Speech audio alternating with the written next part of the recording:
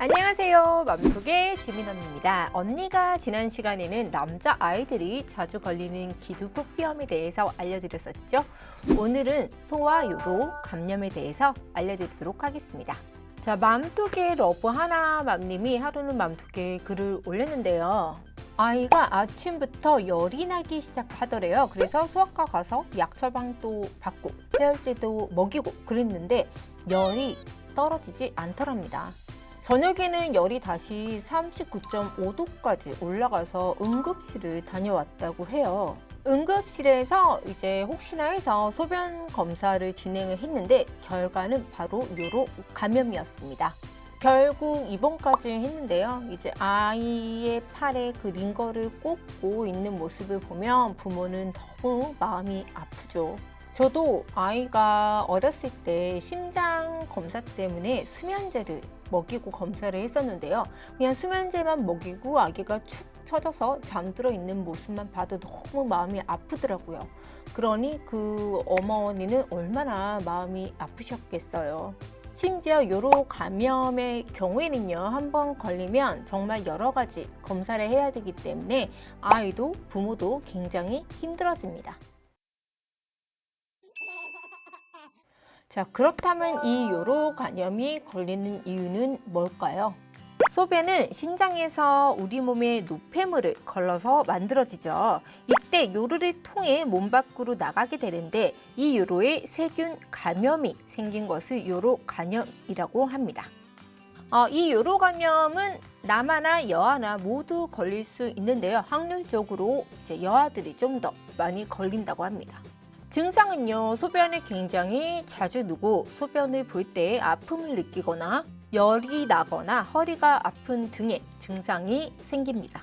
일단 소변을 볼 때 뭔가 아프고 이상하다 싶으면 바로 병원에 가서 진단을 받아보시는 것이 좋습니다. 하지만 아이가 말을 해주면 알지만 말 못하는 아기의 경우에는 열이 나서야 병원에 가서 진단을 받게 되죠. 만약 감기 증상은 전혀 없는데 열이 나고 소변을 찔끔찔끔 본다면 요로 감염을 의심해 보시고 소변 검사를 받아보도록 하시는 것이 좋습니다. 병원에 가시면은 소변 검사 그리고 피 검사를 하게 돼요. 그리고 요로 감염으로 판정이 되면 신장 검사까지 하게 됩니다. 자, 이때 PO 수치라고 있는데요. 이 수치와 소변의 균수가 5개 이하면 통원 치료를 받고요. 이상이면 입원 치료를 받아야 합니다. 항생제를 먹으면서 치료를 하게 되는데요. 문제는 이렇게 한번 요로 감염에 걸리게 되면은 재발의 확률이 매우 높다고 합니다. 성기 관리를 굉장히 잘 해주셔야 하는데요. 특히 여아는 앞에서 뒤쪽으로 닦아주시고 흐르는 물에 씻겨주시는 것이 가장 좋습니다.